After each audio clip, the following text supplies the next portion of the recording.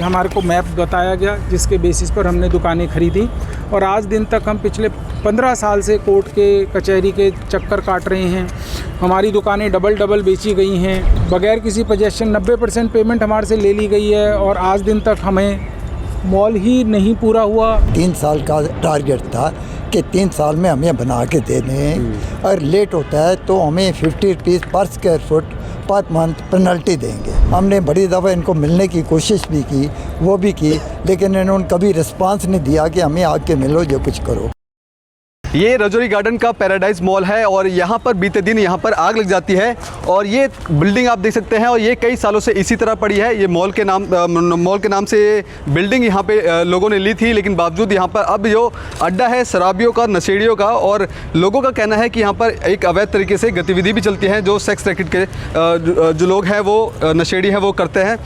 कुछ लोग हैं वो लगातार इस मामले को लेकर अब कोर्ट का दरवाज़ा भी खटखटाया है। लंबे समय से आप मांग कर रहे हैं कि आपकी यहाँ पर दुकानें थी, क्या मामला था और क्या कहना चाहेंगे इसके लिए? ये मॉल 2004 में कंसीव किया गया था, तो जब लैंड अलॉट भी नहीं हुई थी ओनर्स को, तब से उन्होंने इस लैंड को बेचना शुरू कर दिया, जो कि सीधा कानून का वायलेशन था। हम लोगों को बड़े बड़े सब्ज बाग दिखाए गए, पैराडाइज मॉल का ये हसीन पैम्फलेट बनाकर हमारे को दिखाया गया कि जी हम यहाँ पर दिल्ली का सबसे बड़ा और सबसे खूबसूरत मॉल बनाएंगे। ये पैम्फलेट उस समय का है जब हमारे को दिया गया था। आप देख रहे हैं इसके अंदर कितनी सुंदर तस्वीरें दिखाई गई हैं।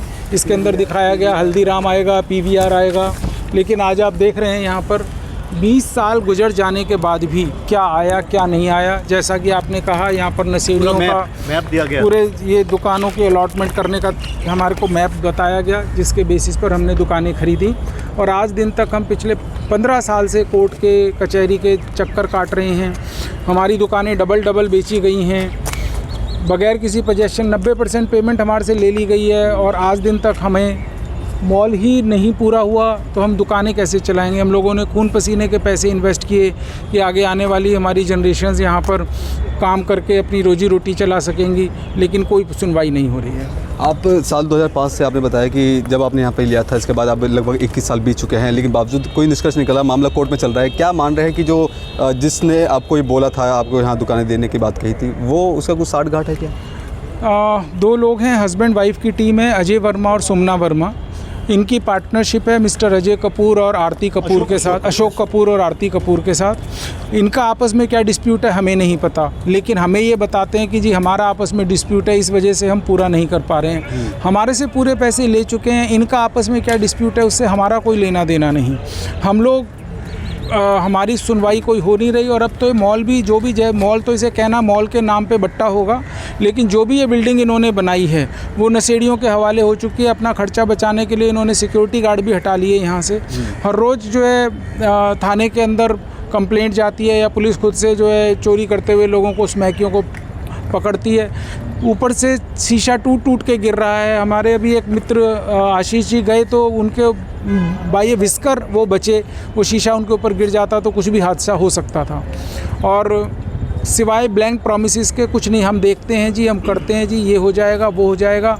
21 साल हो चुके हैं और हुआ कुछ है नहीं। ठीक है, अब इतने सालों से लगातार अपनी मांगे प्रशासन के सामने, माननीय न्यायालय के सामने आप रख रहे हैं। कहाँ फेलियर मानते हैं आप, किनका फेलियर है जो आपका पूरा पैसा जमा पूंजी लग जाती है, उसको आपको दुकानें नहीं दी जाती? ये चीज़ है, जब हमें ये 2004 में जो अभी आपको कैटलॉग दिखाया है, ये सारी एट्रैक्शन दे के हमको सब कर दिया।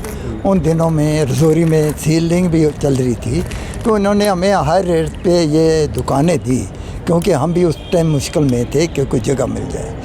तो उसके बाद क्या है कि इनका जो था 3 साल का टारगेट था कि 3 साल में हमें बना के देने हैं और लेट होता है तो हमें 50 रुपीज़ पर square foot per month penalty देंगे।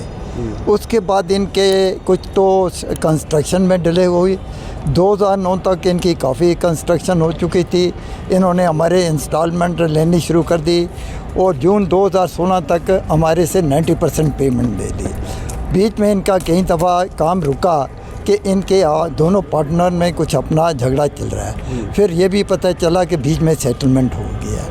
अब कोर्ट का तो आपको पता है, कोर्ट तो आपको पता है एक पुश्त दूसरी पुश्त चला जाता है और हम तो छोटे हैं इन्वेस्टर, इनके लिए तो ये जो मनी है पीनट्स है, इनके कितने प्रोजेक्ट चल रहे हैं। So they are not cared about दस।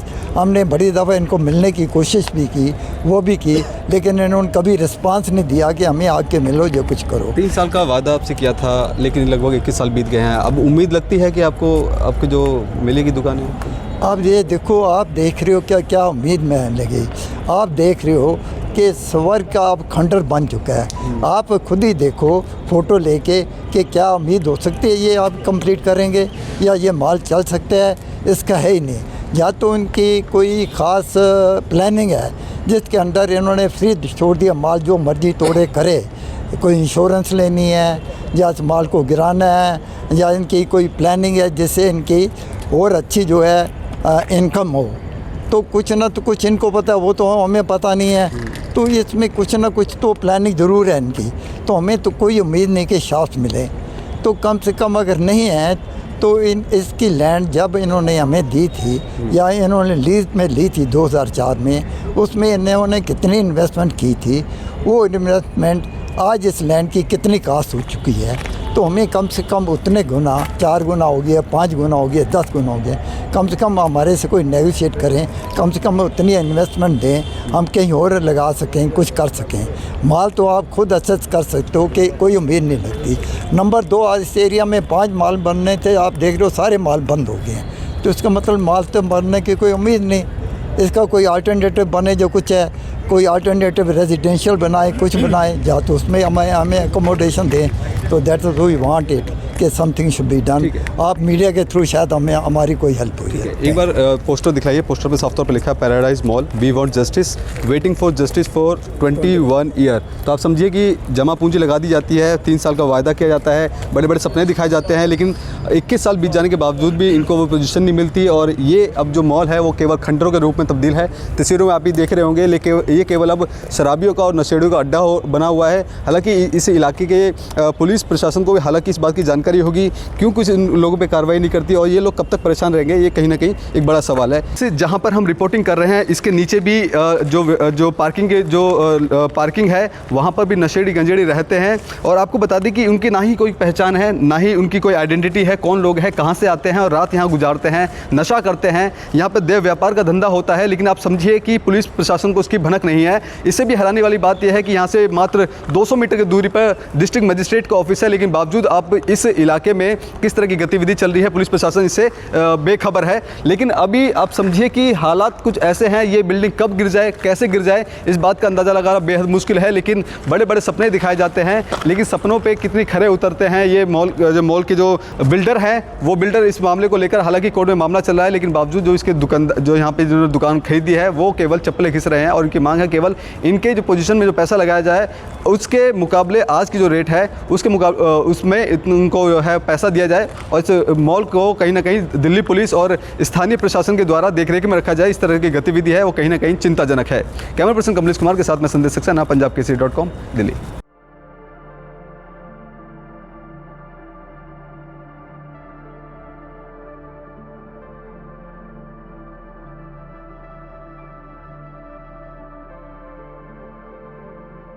अगर आप ताज़ा खबरों के साथ हमेशा जुड़े रहना चाहते हैं तो अभी हमारे YouTube चैनल पंजाब केसरी दिल्ली को सब्सक्राइब करें। साथ ही Facebook और Instagram पर भी हमें फॉलो करना ना भूलें। आपका समर्थन ही हमारी ताकत है। धन्यवाद।